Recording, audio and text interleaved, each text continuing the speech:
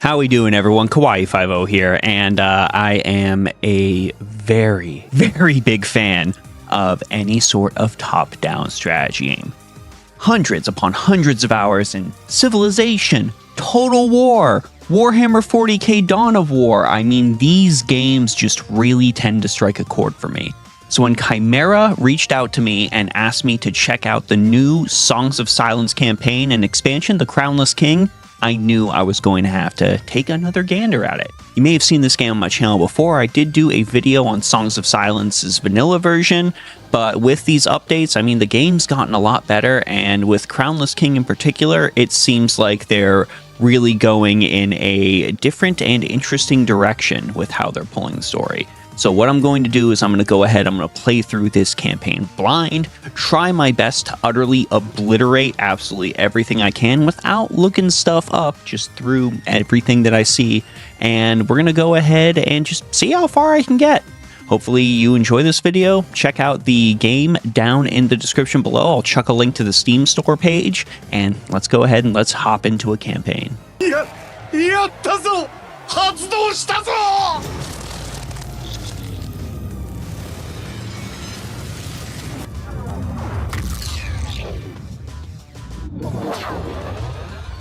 Everyone, I've returned to this video from the future to explain something to you that's about to happen. So normally I was going to play through just the very first run of this campaign and just go with that as my video, but not only did it not feel super satisfying, there was an event that happened in it that kind of just soured the entire ending of the campaign, and upon reviewing the footage I didn't want to go back to that. You see, there's this moment in the campaign where this army starts invading. I'm not going to try to spoil a bunch of stuff for you. But when the army shows up, there is no indication that they are actually going to go to this place on the other side of the map from my main base. And I had no idea that was going to be there. I built up some defenses and then randomly got told I have 2 turns to get to this area on the other side of the map or I completely lose the campaign. It blindsided me, it was pretty lame, and it just sort of soured the whole experience. So I'm going to play through the campaign again. I know a few things now, so I can show off some stuff a little better, and I think we're just all going to have a better time. Alright, cool. Let's get back to the video. A few minutes later. Okay, everyone, in we go for the Crownless King. Let's go ahead and start a brand new game. Okay, so hopping right into the campaign, we are presented with several unique situations.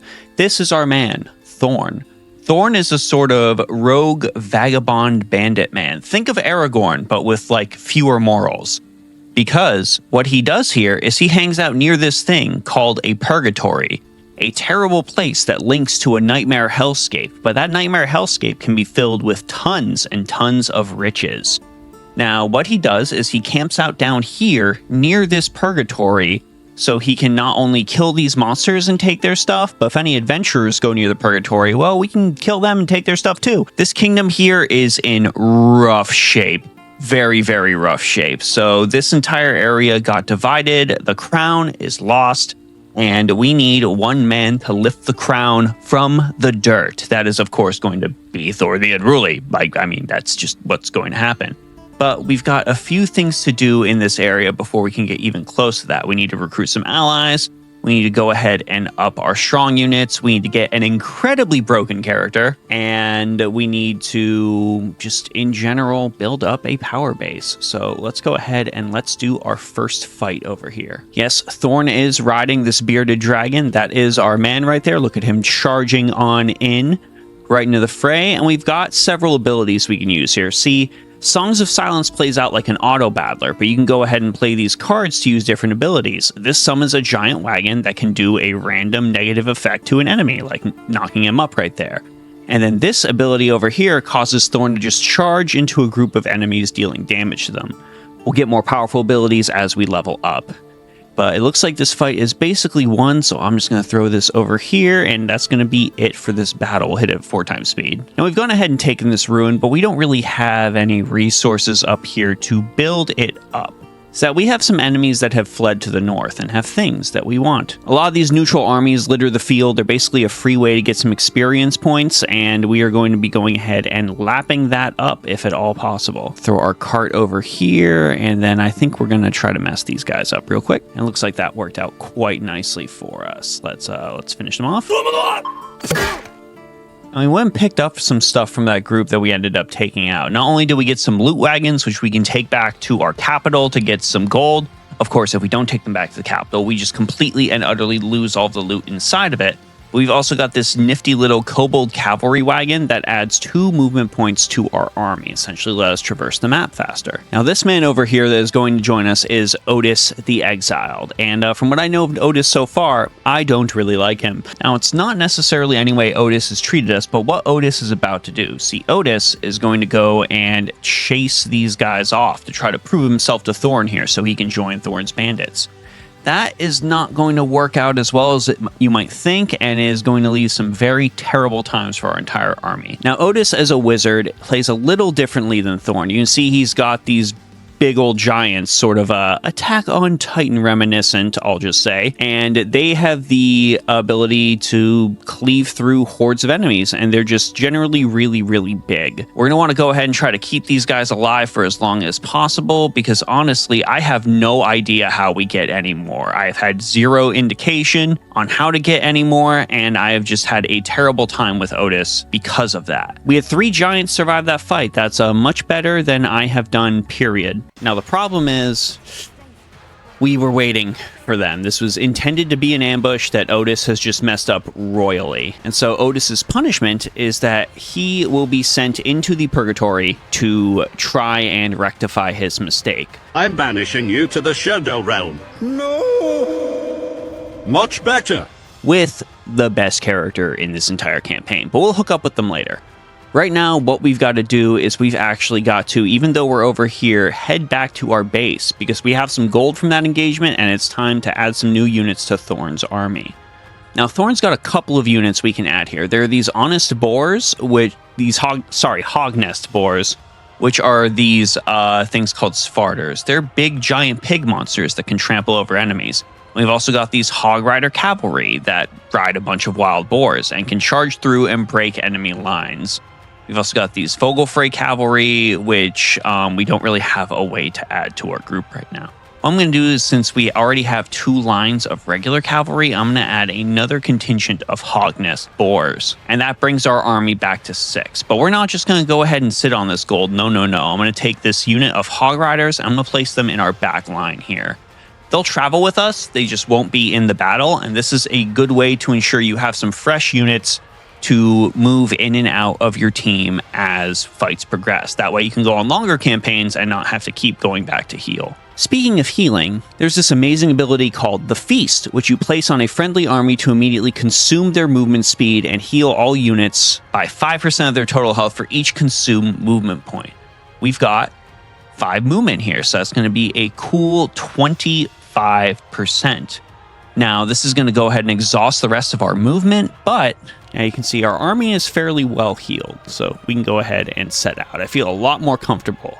Now, we found this dark tower here, and this dark tower houses an adventure. We can go ahead and play this explore card and challenge the guardians of this tower to get some loot and capture the location, which we are 100% going to do.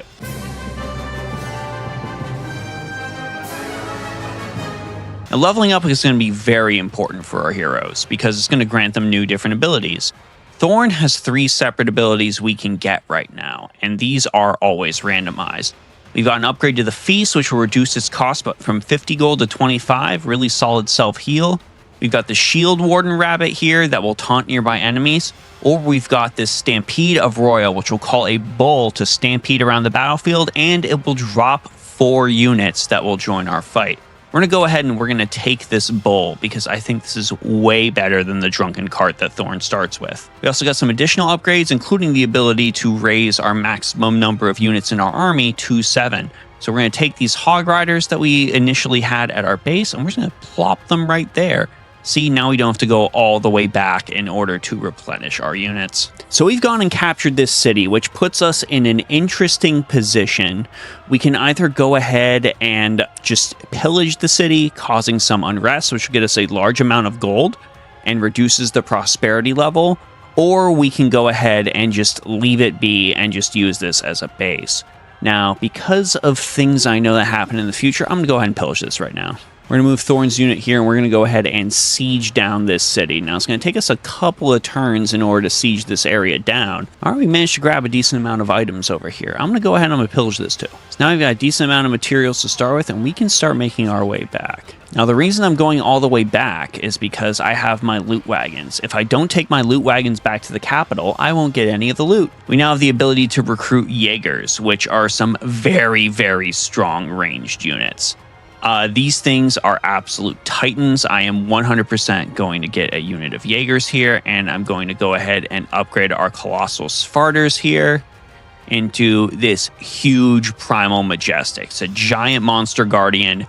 Very, very strong. We just get one of them, but I mean, having one of them is going to be more than enough for us to accomplish what we need to. And we're going to go ahead and outfit Thorn with another unit of Hog Riders as well. And now we're more than ready to take these guys on up here. These guys have a very powerful, you can see him right here, like a Dragon Rider wizard, but old Reginald Blackmantle here of the Celestial Church is not going to be having a good time because our team right now is very, very mighty. We're even going to summon our bull to trample him, drop off some brigands. We're going to take out these extra units just so we can end up dogpiling on him. And he just jumped all of his units into our crowd here. Big mistake. There goes our rider, and we can charge again. Yeah, boy. So leveling up Thorn, we've got a couple of different abilities we can snag. We can snag this Order of the Howl here, forcing combatants in the area to turn on their own kind and attack their allies for 8 seconds. We've got this Taunt here that taunts nearby enemies. Or we've got the ability to reduce our gold cost of our feast from 50 to 25. That is a 50% reduction. I will 100% take a 50% reduction to any sort of healing. We're going to go ahead and build this mine up and have a feast on top of that. So Thorn will be all healed and ready to go because we're going to end our turn and head somewhere else.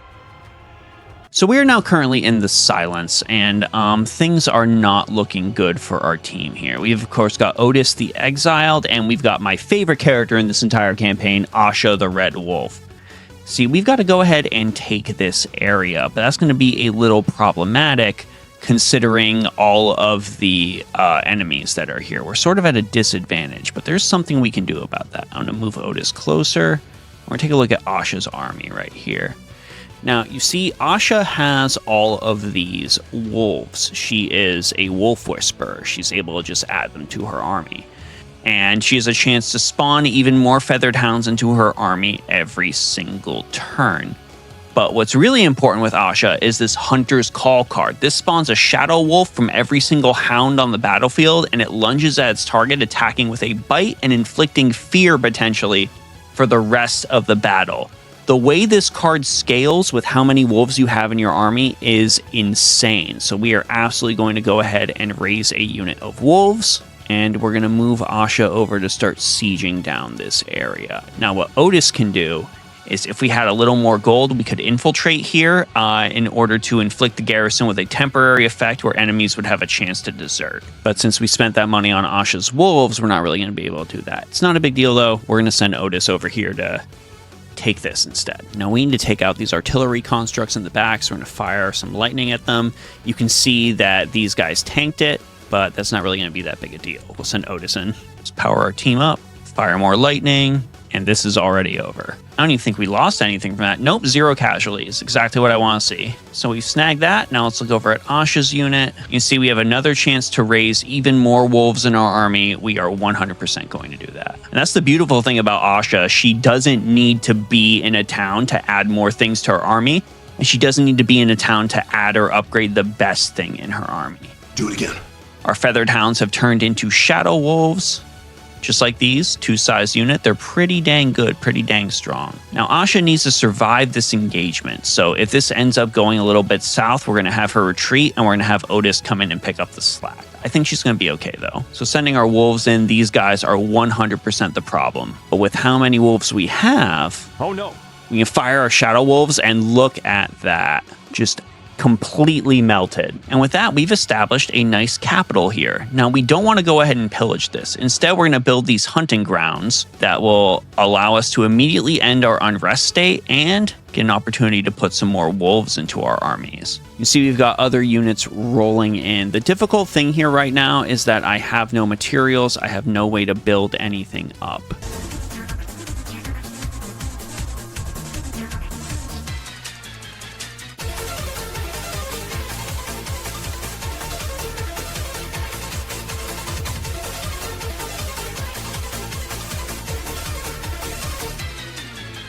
Now running over here to capture this area, that is a cool looking monster, I'll tell you what.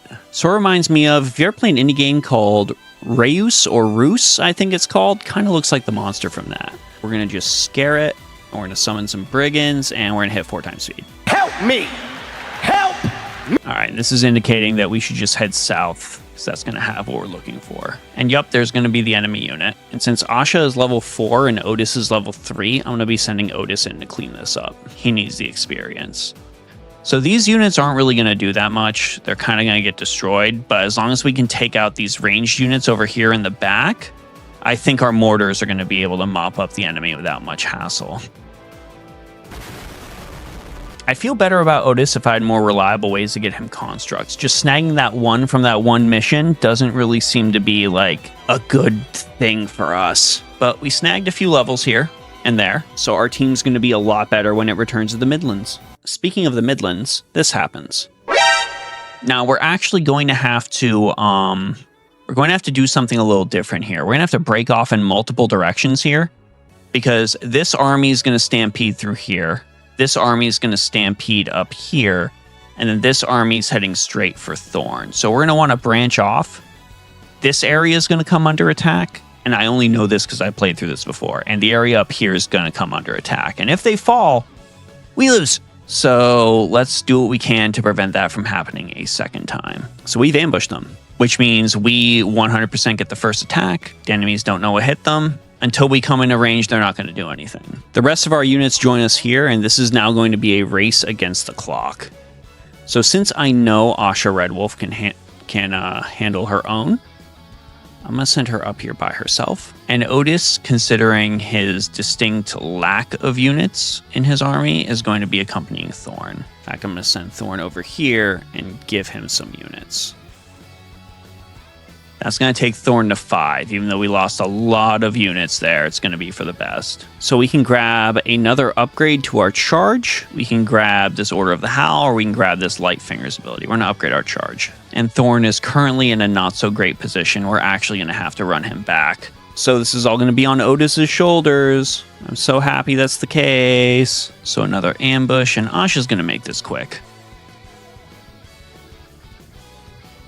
Now this here's a side quest to find this man's lost pig. It gets us a free one of those giant boar units. Which, I mean, we're sending in Asha here, so you know how it's going to go. All right, so we found that their troops have encamped right here, which is bad, very bad, because they're going to head immediately to this area and start slaughtering whoever they can. As much as I wish I could send Thorn up north, he's not going to be able to do anything here. So we've been ambushed, which is bad. I was hoping against hope we could handle that, but nope, Otis is dead. We lost all of our loot too, which means that, again, everything is down to Asha. I'm just going to move her north as far and as fast as I can. They are heading north, sieging this area. I don't have time to wait for them to finish sieging this area. And we did that the turn before. This stupid place, this Chronono, this is what killed me last time, not being able to protect it. What can we grab here? Another level of Hunter's Call. Absolutely. But with the amount of decoys we have and the abilities to afflict enemies with fear, it's impossible for them to win. We'll be sending Thorn north to take her place, and Asha just needs to go back to the capital. Right now, my toughest question is, how do I get my loot wagon to go back? Okay, this is not good. This is not the ambush I was hoping for. So Asha is beaten, and we lost all of our loot. All of our loot is gone. All of our loot was taken by this army. Okay, so with that, we have Asha back, and hopefully her perk will randomly begin spawning wolves in our capital city. Oh no, I wasn't paying attention again. No, no, no, no, no, no, no, no, no, no, no, no, no, no, no, no, no.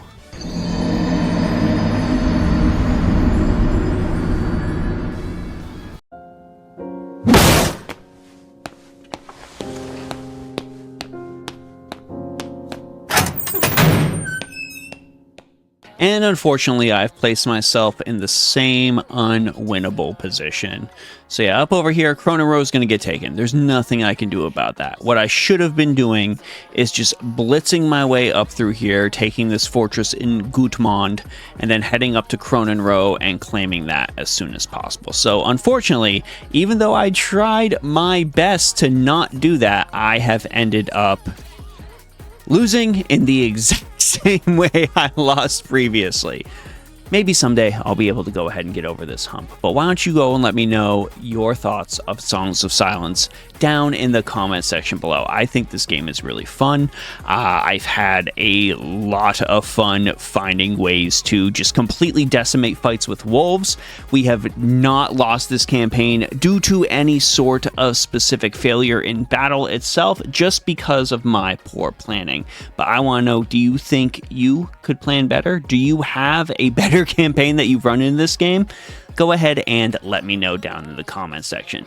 I'd once again like to thank Chimera for giving me a chance to go ahead and try this new expansion. You can pick it up on Steam right now. It's a little over $10, and I think it is well worth it for a very solid indie strategy RPG.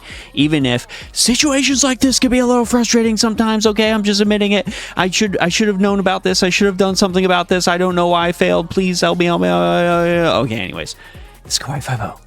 Hoping you all are having a better day than the people of Cronin Row. And I'll see you all in the next one. Bye.